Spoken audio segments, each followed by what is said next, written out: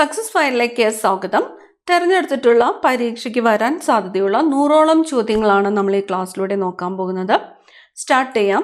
ആദ്യത്തെ ചോദ്യം, ആവാസ വ്യവസ്ഥയിലെ ഉൽപാദകർ എന്നറിയപ്പെടുന്നത്. ക്വസ്റ്റ്യൻ വായിക്കുമ്പോൾ തന്നെ ഉത്തരങ്ങൾ കിട്ടുന്നുണ്ടോയെന്ന് ചെക്ക് ചെയ്ത് നോക്കാം. ആവാസ വ്യവസ്ഥയിലെ ഉൽപാദകർ എന്നറിയപ്പെടുന്നത് ഹരിത സസ്യങ്ങളാണ്. പശ്ചിമഘട്ടത്തിലെ പരിസ്ഥിതി പ്രശ്നങ്ങൾ പഠിക്കാൻ കേന്ദ്ര സർക്കാർ നിയോഗിച്ച കമ്മിറ്റി. മാധവ് ഗാഡ്ഗിൽ കമ്മിറ്റി. മാധവ് ഗാഡ്ഗിൽ കമ്മിറ്റിയാണ് പശ്ചിമഘട്ടത്തിലെ പരിസ്ഥിതി പ്രശ്നങ്ങൾ പഠിക്കാൻ കേന്ദ്ര സർക്കാർ നിയോഗിച്ച കമ്മിറ്റി. പശ്ചിമഘട്ടത്തെ യുനെസ്കോ പൈതൃക പട്ടികയിൽ ഉൾപ്പെടുത്തിയ വർഷം ഏതാണ്? 2012 2012 പശ്ചിമഘട്ടത്തെ യുനെസ്കോ പൈതൃക പട്ടികയിൽ ഉൾപ്പെടുത്തിയത്. 2012. അടുത്ത ചോദ്യം, ലോക വനദിനം എന്നാണ്? ലോക വനദിനം മാർച്ച് 21 ലോക വനദിനം. അടുത്ത ചോദ്യം, ലോക കാലാവസ്ഥാ ദിനം എന്നതാണ്? ലോക കാലാവസ്ഥാ ദിനം മാർച്ച് 23. ലോക ഭൗമദിനം എന്നാണ്? ലോക ഭൗമദിനം ഏപ്രിൽ 22.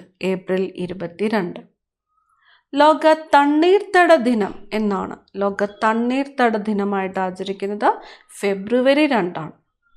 അടുത്ത ചോദ്യം, ലോക ജൈവ വൈവിധ്യ ദിനം എന്നതാണ്? ലോക ജൈവ വൈവിധ്യ ദിനമായിട്ട് ആചരിക്കുന്നത് മെയ് 22. മെയ് 22. ഒന്നും കൂടി നോക്കാം.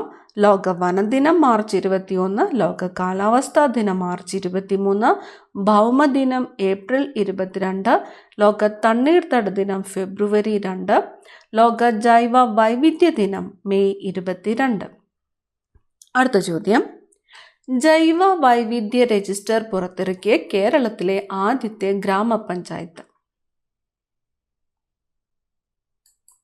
എടവകയാണ്. വയനാട് ജില്ലയിലെ എടവക ഗ്രാമപഞ്ചായത്താണ് ജൈവ വൈവിധ്യ രജിസ്റ്റർ പുറത്തിറക്കിയ കേരളത്തിലെ ആദ്യത്തെ ഗ്രാമപഞ്ചായത്ത്.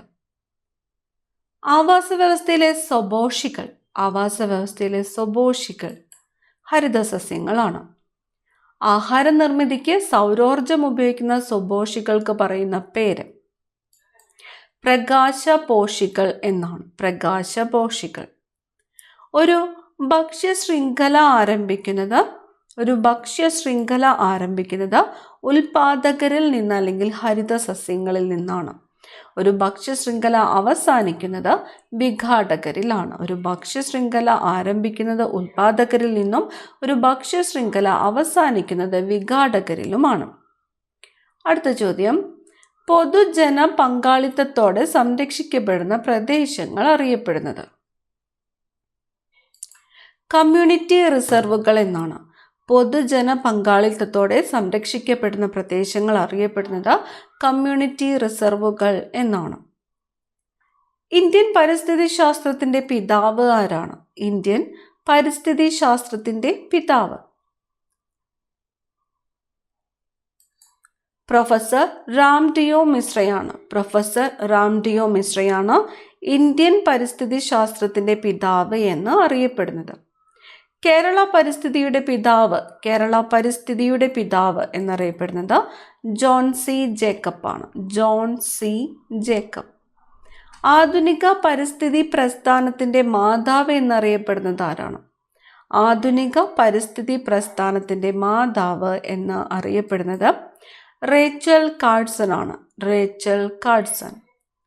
റേച്ചൽ കാർഡ്സന്റെ വിഖ്യാതമായ പരിസ്ഥിതി ഗ്രന്ഥം ഏതാണ്? റേച്ചൽ കാർഡ്സന്റെ വിഖ്യാതമായ പരിസ്ഥിതി ഗ്രന്ഥം സൈലന്റ് സ്പ്രിംഗ് ആണ്. സൈലന്റ് സ്പ്രിംഗ് അല്ലെങ്കിൽ നിശബ്ദ വസന്തം എന്ന പുസ്തകമാണ് റേച്ചൽ കാർഡ്സന്റെ വിഖ്യാതമായ പരിസ്ഥിതി ഗ്രന്ഥം. അടുത്ത ചോദ്യം, ലോക പരിസ്ഥിതി ദിനം എന്നതാണ്? ലോക പരിസ്ഥിതി ദിനം ജൂൺ 5 ലോക പരിസ്ഥിതി ദിനമായിട്ട് ആചരിക്കുന്നത്. 1972 അമേരിക്കയിൽ DDT നിരോധിക്കാൻ കാരണമായ പുസ്തകം ഏതാണ്? 1972 അമേരിക്കയിൽ DDT നിരോധിക്കാൻ കാരണമായ പുസ്തകമാണ് റേച്ചൽ കാഴ്സന്റെ സൈലന്റ് സ്പ്രിംഗ് എന്ന പുസ്തകം. മേദിനി പുരസ്കാരം ഏത് രംഗവുമായി ബന്ധപ്പെട്ടിരിക്കുന്നു? മേദിനി പുരസ്കാരം പരിസ്ഥിതിയാണ്, പരിസ്ഥിതി. കീടനാശിനി പാക്കറ്റിലെ ചുവന്ന ത്രികോണം എന്തിനെ സൂചിപ്പിക്കുന്നു? ചുവന്ന ത്രികോണം സൂചിപ്പിക്കുന്നത് മാരക വിഷാംശത്തെയാണ്, മാരക വിഷാംശം. ജല മലിനീകരണത്തിന്റെ തോത് അറിയാനായിട്ട് ഉപയോഗിക്കുന്നത്, ജല മലിനീകരണത്തിന്റെ തോത് അറിയാനായിട്ട് ഉപയോഗിക്കുന്നത് BOD ആണ്, biochemical oxygen demand. BOD, biochemical oxygen demand ആണ് ജല മലിനീകരണത്തിന്റെ തോത് അറിയാനായിട്ട് ഉപയോഗിക്കുന്നത്. ശുദ്ധജലത്തിന്റെ BOD മൂല്യം എത്രയാണ്? ശുദ്ധജലത്തിന്റെ BOD മൂല്യം എന്ന് പറയുന്നത് 5 ppmൽ താഴെയാണ്. 5 ppmൽ താഴെയാണ് ശുദ്ധജലത്തിന്റെ BOD മൂല്യം എന്ന് പറയുന്നത്. അപ്പം മലിനജലത്തിന്റെ BOD മൂല്യം എന്ന് പറയുന്നത്, മലിനജലത്തിന് 17 ppmൽ കൂടുതലായാൽ അത് മലിനജലമാണ്. 17 ppm. ഗംഗ പുനരുജ്ജീവന പദ്ധതി, ഗംഗ പുനരുജ്ജീവന പദ്ധതിയാണ് നമാമി ഗംഗ എന്നത്. ഗംഗ പുനരുജ്ജീവന പദ്ധതിയാണ് നമാമി ഗംഗ. വായു ജല മലിനീകരണത്തിനെതിരെ കേരളത്തിൽ നടന്ന ആദ്യത്തെ ലഹള ഏതാണ്? വായു ജല മലിനീകരണത്തിനെതിരെ കേരളത്തിൽ നടന്ന ആദ്യ ലഹളയാണ് ചാലിയാർ ലഹള, ചാലിയാർ ലഹള. അടുത്ത ചോദ്യം, മാവൂരിലെ ഗോളിയോർ റയോൺസിൽ നിന്നുള്ള അഴുക്കിനാൽ മലിനീകരിക്കപ്പെട്ട നദി ഏതാണ്? മാവൂരിലെ ഗോളിയോ റയോൺസിൽ നിന്നുള്ള അഴുക്കിനാൽ മലിനീകരിക്കപ്പെട്ട നദിയാണ് ചാലിയാർ. അന്താരാഷ്ട്ര ജലദിനമായിട്ട് ആചരിക്കുന്നത് എന്നാണ്? അന്താരാഷ്ട്ര ജലദിനം മാർച്ച് 22 ലോക മണ്ണ് ദിനമായിട്ട് ആചരിക്കുന്നത് എന്നാണ്? ലോക മണ്ണ് ദിനം ഡിസംബർ 5 ഡിസംബർ 5. ഈ ഒരു ക്ലാസ്സിൽ നമ്മൾ ഒരുപാട് ദിനങ്ങൾ നോക്കിയിട്ടുണ്ട്. ഈ ദിനങ്ങൾ എത്രയും തന്നെ പ്രധാനപ്പെട്ടതാണ്, പ്രത്യേകം സെപ്പറേറ്റ് ആയിട്ട് നോട്ട് ചെയ്ത് വയ്ക്കാം. അടുത്തത്, ശുചിത്വമുള്ള രാഷ്ട്രം എന്ന ലക്ഷ്യവുമായിട്ട് കേന്ദ്ര സർക്കാർ ആരംഭിച്ച പദ്ധതി ഏതാണ്? ശുചിത്വമുള്ള രാഷ്ട്രം എന്ന ലക്ഷ്യവുമായിട്ട് കേന്ദ്ര സർക്കാർ ആരംഭിച്ച പദ്ധതിയാണ് സ്വച്ഛ് ഭാരത്. പദ്ധതിയുടെ പേരാണ് സ്വച്ഛ് ഭാരത്. അടുത്ത ചോദ്യം, സ്വച്ഛ് ഭാരത് പദ്ധതി ആരംഭിച്ചത് ആരെയെന്നാണ്? സ്വച്ഛ് ഭാരത് പദ്ധതി ആരംഭിച്ചത് എന്നതാണ്. സ്വച്ഛ് ഭാരത് പദ്ധതി ആരംഭിച്ചത് 2014 ഒക്ടോബർ 2 2014 ഒക്ടോബർ 2 സ്വച്ഛ് ഭാരത് പദ്ധതി ആരംഭിച്ചത്. ഒറ്റത്തവണ ഉപയോഗിക്കാവുന്ന പ്ലാസ്റ്റിക്കുകൾ കേരളത്തിൽ നിരോധിച്ചത് എന്നാണ്? ഒറ്റത്തവണ ഉപയോഗിക്കാവുന്ന പ്ലാസ്റ്റിക്കുകൾ കേരളത്തിൽ നിരോധിച്ചത് എന്നാണ്? 2020 ജനുവരി 1 മുതലാണ്. 2020 ജനുവരി 1 മുതലാണ് ഒരു പ്രാവശ്യം മാത്രം ഉപയോഗിക്കാവുന്ന പ്ലാസ്റ്റിക്കുകൾ കേരളത്തിൽ നിരോധിച്ചത്. അടുത്തത്, പ്ലാസ്റ്റിക് മാലിന്യങ്ങൾ ശേഖരിച്ച് നഗരസഭയിൽ എത്തിക്കുന്നവർക്ക് ഭക്ഷണ പാക്കറ്റ് പകരം നൽകുന്ന പ്ലാസ്റ്റിക് തരൂ ഭക്ഷണം തരാം, പ്ലാസ്റ്റിക് തരൂ ഭക്ഷണം തരാം എന്ന പദ്ധതി ആരംഭിച്ച ജില്ല ഏതാണ്? ജില്ല മലപ്പുറമാണ്. പ്ലാസ്റ്റിക് തരൂ ഭക്ഷണം തരാം പദ്ധതി ആരംഭിച്ച ജില്ല മലപ്പുറം. പരിസ്ഥിതി പോരാട്ടത്തിന്റെ ജോൺ ഓഫ് ആർക്ക് ഗ്രേറ്റ തുൻബർഗിന്റെ ജീവിതം ആസ്പദമാക്കി ബിജീഷ് ബാലകൃഷ്ണൻ എഴുതിയ പുസ്തകം. ഗ്രേറ്റ തുൻബർഗിന്റെ ജീവിതം ആസ്പദമാക്കി ബിജീഷ് ബാലകൃഷ്ണൻ എഴുതിയ പുസ്തകമാണ് നിങ്ങൾ കൊല്ലുന്ന ഞങ്ങളുടെ ഭൂമി എന്നത്. നിങ്ങൾ കൊല്ലുന്ന ഞങ്ങളുടെ ഭൂമി. ഇന്ത്യയിൽ പരിസ്ഥിതി സംരക്ഷണ നിയമം നിലവിൽ വന്ന വർഷം ഏതാണ്? ഇന്ത്യയിൽ പരിസ്ഥിതി സംരക്ഷണ നിയമം നിലവിൽ വന്നത് 1986 1986 ഇന്ത്യയിൽ പരിസ്ഥിതി സംരക്ഷണ നിയമം നിലവിൽ വന്നത്. ഭീമൻ പാണ്ഡ ചിഹ്നമായിട്ടുള്ള അന്തർദേശീയ സംഘടന ഏത്? ഭീമൻ പാണ്ഡ ചിഹ്നമായിട്ടുള്ള അന്തർദേശീയ സംഘടന WWF ആണ്. World wide fund for nature. World wide fund for nature. പരിസ്ഥിതി കമാൻഡോകൾ എന്ന് വിശേഷിപ്പിക്കപ്പെടുന്ന ലോക പരിസ്ഥിതി സംഘടന ഏത്? പരിസ്ഥിതി കമാൻഡോകൾ എന്ന് വിശേഷിപ്പിക്കപ്പെടുന്ന ലോക പരിസ്ഥിതി സംഘടനയാണ് ഗ്രീൻ പീസ്. ഓസോൺ ശോഷണത്തിന് കാരണമാകുന്ന ഉൽപ്പന്നങ്ങളെ നിരോധിക്കുന്നതിനുള്ള അന്താരാഷ്ട്ര ഉടമ്പടിയായ മോൺട്രിയൽ പ്രോട്ടോകോൾ രൂപം കൊണ്ട വർഷം. മോൺട്രിയൽ പ്രോട്ടോകോൾ എന്തിനു വേണ്ടിയിട്ടാണ് രൂപം കൊണ്ടത്? ഓസോൺ ശോഷണത്തിന് കാരണമാകുന്ന ഉൽപ്പന്നങ്ങളെ നിരോധിക്കുന്നതിന് വേണ്ടിയിട്ട് രൂപം കൊണ്ട അന്താരാഷ്ട്ര ഉടമ്പടിയാണ് മോൺട്രിയൽ പ്രോട്ടോകോൾ. ഇത് രൂപം കൊണ്ടത് 1987. 1987. ലോക ഓസോൺ ദിനം എന്നാണ് ലോക ഓസോൺ ദിനമായിട്ട് ആചരിക്കുന്നത് സെപ്റ്റംബർ 16. ലോക ഓസോൺ ദിനം സെപ്റ്റംബർ 16. ഓസോൺ പാളി കാണപ്പെടുന്ന അന്തരീക്ഷ പാളി ഏതാണ്? ഓസോൺ പാളി കാണപ്പെടുന്ന അന്തരീക്ഷ പാളിയാണ് സ്ട്രാറ്റോസ്ഫിയർ. ഓസോൺ പാളി കാണപ്പെടുന്ന അന്തരീക്ഷ പാളിയാണ് സ്ട്രാറ്റോസ്ഫിയർ.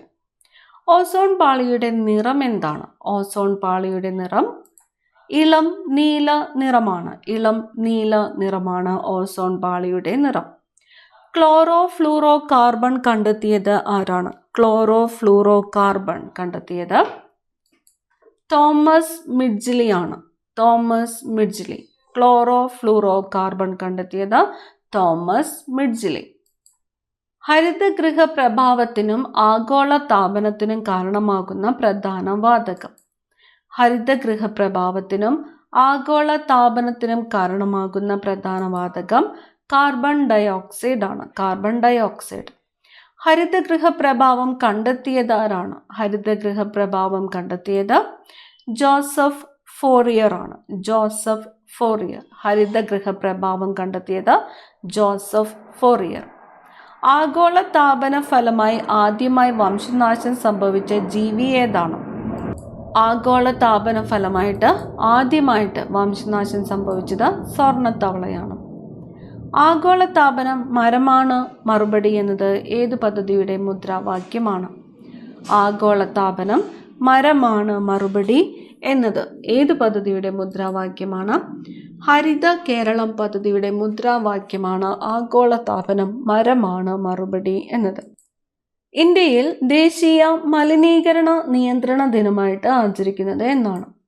ഇന്ത്യയിൽ ദേശീയ മലിനീകരണ നിയന്ത്രണ ദിനമായിട്ട് ആചരിക്കുന്നത് ഡിസംബർ 2. ഹരിതഗൃഹ വാതകങ്ങൾ നിയന്ത്രിക്കുന്നതിനായുള്ള ആഗോള ശ്രമങ്ങളിൽ ഏറ്റവും പ്രധാനപ്പെട്ടത്. ഹരിതഗൃഹ വാതകങ്ങൾ നിയന്ത്രിക്കുന്നതിനായുള്ള ആഗോള ശ്രമങ്ങളിൽ ഏറ്റവും പ്രധാനപ്പെട്ടത് ക്യോട്ടോ പ്രോട്ടോകോൾ ആണ്. Kyoto protocol. കേന്ദ്ര മലിനീകരണ നിയന്ത്രണ ബോർഡ് സ്ഥാപിതമായ വർഷം. കേന്ദ്ര മലിനീകരണ നിയന്ത്രണ ബോർഡ് സ്ഥാപിതമായത് 1974. കേരള സംസ്ഥാന മലിനീകരണ നിയന്ത്രണ ബോർഡ് സ്ഥാപിതമായതും ഏത് വർഷമാണ്? 1974. 1974 കേരള സംസ്ഥാന മലിനീകരണ നിയന്ത്രണ ബോർഡ് സ്ഥാപിതമായത്. കേരള സംസ്ഥാന മലിനീകരണ നിയന്ത്രണ ബോർഡിന്റെ ഹെഡ് ക്വാർട്ടേഴ്സ് എവിടെയാണ്? തിരുവനന്തപുരമാണ്. അടുത്തത്, ഇന്ത്യയിലെ ആദ്യത്തെ സംസ്ഥാനതല മലിനീകരണ നിയന്ത്രണ ബോർഡ് സ്ഥാപിതമായത് കേരളത്തിലാണ്. ഇന്ത്യയിൽ വായു മലിനീകരണ നിയന്ത്രണ നിയമം നിലവിൽ വന്നതെന്നാണ്? വായു മലിനീകരണ നിയന്ത്രണ നിയമം 1981. കേരളത്തിൽ നാളികേര മ്യൂസിയം സ്ഥിതി ചെയ്യുന്നത് എവിടെയാണ്? കൊച്ചിയിലാണ്. നാളികേര മ്യൂസിയം സ്ഥിതി ചെയ്യുന്നത് കൊച്ചിയിലാണ്. ബംഗാൾ വിഭജനം ബ്രിട്ടീഷുകാർ റദ്ദ് ചെയ്ത വർഷം ഏതാണ്?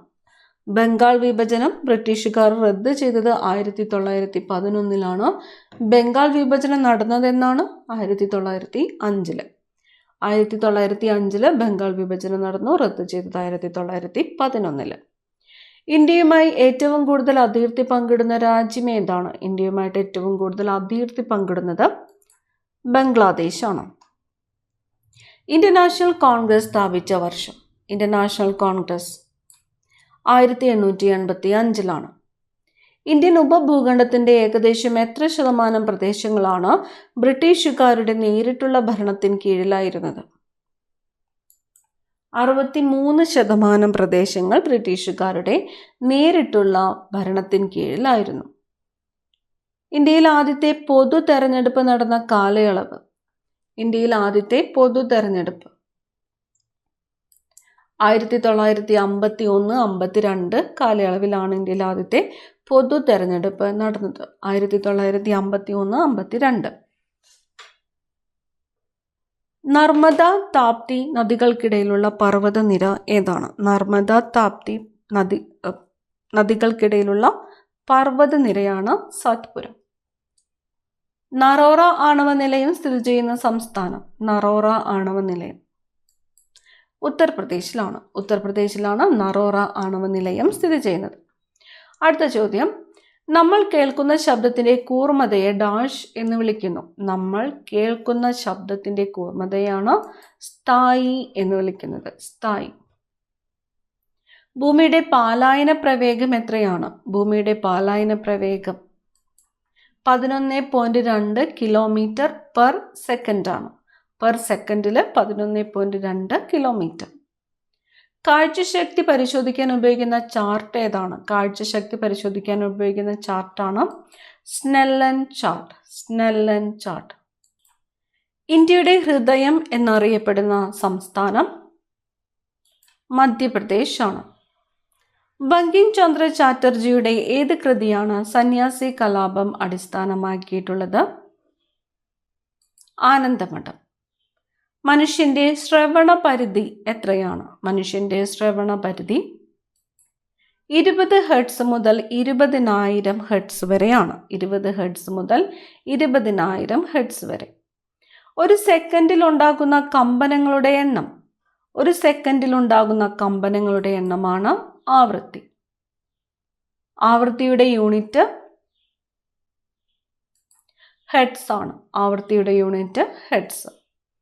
ഫ്രഷ് ഫുഡ് വിറ്റാമിൻ എന്നറിയപ്പെടുന്നത്. ഫ്രഷ് ഫുഡ് വിറ്റാമിൻ സി, ജീവകം സി ആണ്. ഇന്ത്യ റിപ്പബ്ലിക്കായ വർഷം. 1950. ശബ്ദ തീവ്രത അളക്കുന്നതിനുള്ള യൂണിറ്റ് ഡെസിബൽ ആണ്. ശബ്ദ തീവ്രത അളക്കുന്നതിനുള്ള യൂണിറ്റ് ഡെസിബൽ. ഉച്ചതയുടെ ഏറ്റവും വലിയ യൂണിറ്റാണ് ബെൽ. ശബ്ദം ചെവിയിൽ തങ്ങി നിൽക്കുന്ന പ്രതിഭാസമാണ് ശ്രവണ സ്ഥിരത എന്നത്. ശ്രവണ സ്ഥിരത.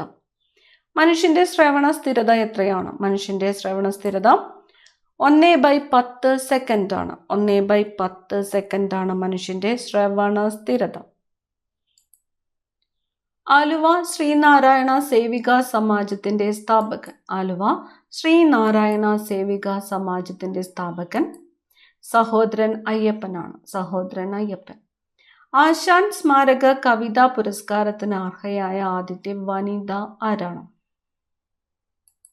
സുഗതകുമാരിയാണ്. സുഗതകുമാരി. ആശാൻ സ്മാരക കവിതാ പുരസ്കാരം ആദ്യമായിട്ട് ലഭിച്ചത് NN കക്കാടിനാണ്. NN കക്കാട്. ആചാരഭൂഷണത്തിന്റെ കർത്താവ് ആരാണ്? ആചാരഭൂഷണത്തിന്റെ കർത്താവ് പണ്ഡിറ്റ് കറുപ്പൻ. യജമാനൻ എന്ന മാസികയുടെ ഉപജ്ഞാതാവ് വാഗ്ഭടാനന്ദനാണ്. മാസികയുടെ പേര് യജമാനൻ. ആരുടേതാണ്? വാഗ്ഭടാനന്ദൻ. ആത്മവിദ്യയുടെ കർത്താവ്. ആത്മവിദ്യ വാഗ്ഭടാനന്ദനാണ്. ആദ്യ ഭാഷ രചിച്ചത്. ആദ്യ ഭാഷ ചട്ടമ്പിസ്വാമികൾ. ഓടയിൽ നിന്ന് എന്ന നോവൽ രചിച്ചത് ആര്? ഓടയിൽ നിന്ന് കേശവദേവാണ്. പ്രകാശം 1 വർഷം കൊണ്ട് സഞ്ചരിക്കുന്ന ദൂരമാണ് പ്രകാശവർഷം. പ്രകാശം 1 വർഷം കൊണ്ട് സഞ്ചരിക്കുന്ന ദൂരം പ്രകാശവർഷം. കൊല്ലവർഷം തുടങ്ങിയത് എന്നാണ്? കൊല്ലവർഷം AD 825 കൊല്ലവർഷം തുടങ്ങിയത്. ഒരേ സമയം ആസിഡിന്റെയും ക്ഷാരത്തിന്റെയും സ്വഭാവങ്ങൾ പ്രകടിപ്പിക്കുന്ന പദാർത്ഥങ്ങൾക്കുള്ള പേര് ആംഫോടെറിക്. ഒരേ സമയം ആസിഡിന്റെയും ക്ഷാരത്തിന്റെയും സ്വഭാവം പ്രകടിപ്പിക്കുന്ന പദാർത്ഥങ്ങളാണ് ആംഫോടെറിക്. പ്രതിധ്വനി ഉണ്ടാകുവാൻ വേണ്ട ഏറ്റവും കുറഞ്ഞ ദൂരം. പ്രതിധ്വനി. 17.2 മീറ്ററാണ്. 17.2 മീറ്റർ. നായ്ക്കളെ വിളിക്കാൻ ഉപയോഗിക്കുന്ന വിസിൽ ഗാൾട്ടൺ വിസിലാണ്. Galton whistle. ക്വിറ്റ് ഇന്ത്യ സമരകാലത്ത് സ്വതന്ത്ര ഭാരതം എന്ന പത്രം പ്രസിദ്ധപ്പെടുത്തിയത് എവിടെ നിന്നായിരുന്നു? പത്രത്തിൻ്റെ പേര് സ്വതന്ത്ര ഭാരതം. പ്രസിദ്ധപ്പെടുത്തിയത് കോഴിക്കോട്ട് നിന്നുമാണ്. ലോക പരുത്തി ദിനം ഒക്ടോബർ 7. ഇന്ത്യയിലെ ആദ്യത്തെ റൈസ് ടെക്നോളജി പാർക്ക് സ്ഥിതി ചെയ്യുന്ന ഗംഗാവതി ഏത് സംസ്ഥാനത്താണ്? റൈസ് ടെക്നോളജി പാർക്ക് കർണാടകയിലാണ്. ശബ്ദത്തിൻ്റെ ഗ്രാഫിക് ചിത്രീകരണം നടത്തുന്ന ഉപകരണം ഓസിലോസ്കോപ്പ്. നീർമഹൽ ജല ഉത്സവം നടക്കുന്ന സംസ്ഥാനം? നീർമഹൽ ജല ഉത്സവം ത്രിപുര. ലോകത്തെ ഏറ്റവും കൂടുതൽ പ്രവാഹജലത്തെ ഏറ്റുവാങ്ങുന്ന സമുദ്രം ഏതാണ്? ലോകത്തെ ഏറ്റവും കൂടുതൽ പ്രവാഹജലത്തെ ഏറ്റുവാങ്ങുന്നത് അറ്റ്ലാന്റിക് സമുദ്രമാണ്. നെല്ലിൻ്റെ ജന്മനാളായി കേരളത്തിൽ കൊണ്ടാടുന്ന ദിവസം? കന്നിമാസത്തിലെ മകം നാൾ. വായുമലിനീകരണം മൂലമുണ്ടാകുന്ന ആരോഗ്യ പ്രശ്നങ്ങൾ നിയന്ത്രിക്കാനായി കേന്ദ്ര സർക്കാർ വാഹനങ്ങൾക്ക് നിർബന്ധമാക്കിയ മാനദണ്ഡം അറിയപ്പെടുന്നത് BS6 എന്നാണ്. Bharat state 6 BS6. വാഹനങ്ങൾ പുറന്തള്ളുന്ന ഒരു വായു മലിനീകാരി ലെഡാണ്. ലെഡ്. ആദ്യ international day of clean air for blue skies ദിനമായിട്ട് UN ആചരിച്ചത് എന്നാണ്? ആദ്യ international day of clean air for blue skies ദിനം ആയിട്ട് UN ആചരിച്ചത് 2020 സെപ്റ്റംബർ 7-നാണ്. 2020 സെപ്റ്റംബർ 7. ഇന്ത്യയിൽ ആദ്യമായി ഓക്സിജൻ പാർലറുകൾ ആരംഭിച്ച റെയിൽവേ സ്റ്റേഷൻ?